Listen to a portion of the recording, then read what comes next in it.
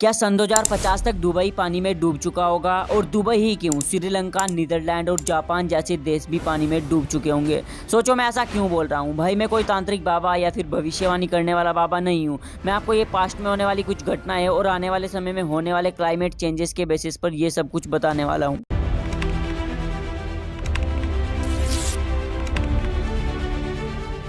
सन 2000 के आसपास इंडिया में गर्मियों का एवरेज टेम्परेचर 40 से 45 डिग्री सेल्सियस तक रहता था। कुछ इलाके ऐसे होते थे जहां टेम्परेचर 46 से 48 तक पहुंच जाता था। लेकिन अगर आप अभी की कंडीशन देखोगे तो इस साल इंडिया का एवरेज टेम्परेचर 47 से 49 डिग्री सेल्सियस तक रहा। वहीं राजस्थान जैसे इलाकों में ये टेम्परेचर 53 डिग्री सेल्सियस तक पहुँच गया था। इन आंकड़ों के हिसाब से अगर आप देखोगे तो इन 24 सालों में टेम्परेचर में लगभग 3 से 4 डिग्री सेल्सियस का डिफरेंस है। अगर आपको बताऊं तो 1950 के बाद से अब तक समुद्र का स्तर 6.5 इंच तक बढ़ गया और इसमें से सी लेवल का 3 इंच हिस्सा पिछले 20 वर्षों में ही बढ़ा है। अच्छा, आप एक बार ये इमेज देखो। ये इमेज मिस्र के एक शहर थोनीस हेराक्लियोन की है जो सदियों पहले अस्तित्व में था। अब यह शहर 19 फीट गहरे समुद्र में समा चुका है। सन 2000 में European institute for under water archaeology द्वारा इसे फिर से खोजा गया था। और केवल यही नहीं, फिलहाल भी ऐसे देश हैं जो समुद्र में समाने की कगार पर है। एग्जाम्पल के तौर पर मैं नीदरलैंड को लूंगा। नीदरलैंड एक ऐसा देश है जिसका 70% हिस्सा समुद्र तल से नीचे है। अब आप भी सोच रहे होंगे कि जब नीदरलैंड समुद्र तल से नीचे है तो अब तक तो उसे पानी में समा जाना चाहिए था। तो आपको बता दूं, नीदरलैंड में वहां की सरकार ने समुद्र के पानी को देश में एंटर होने से रोकने के लिए बहुत सारे डैम्स और वॉल्स बनाए हैं जिससे समुद्र का पानी नीदरलैंड में एंटर नहीं कर पाता।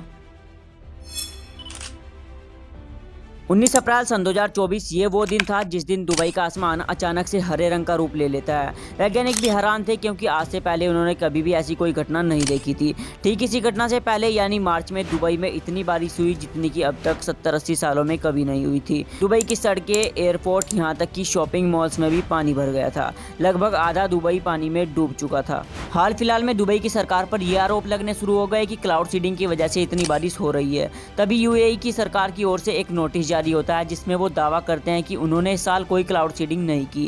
एक्चुअली दुबई गर्म देशों में गिना जाता है जहां बारिश बिल्कुल ना के बराबर होती है। आसमान में बादल तो रहते हैं लेकिन बारिश नहीं होती। फिर दुबई की सरकार ने इसके सॉल्यूशन के लिए क्लाउड सीडिंग शुरू कर दी और ये वो 1990 से अब तक करते आ रहे हैं।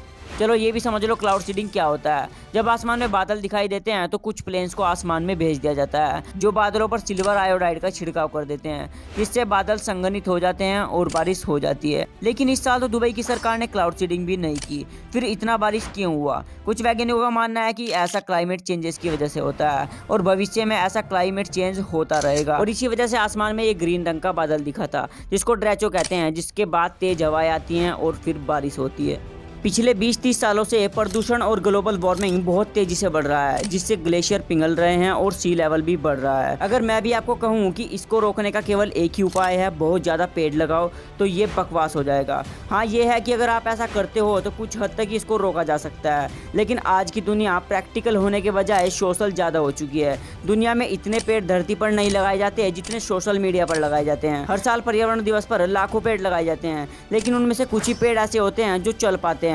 और इसका कारण है कि पेड़ तो सब लगा देते हैं लेकिन बाद में उनकी देखभाल के लिए कोई नहीं जाता। इंसान की ज़रूरतें बहुत ज़्यादा बढ़ चुकी हैं और उनको पूरा करने के लिए सब व्यस्त हैं।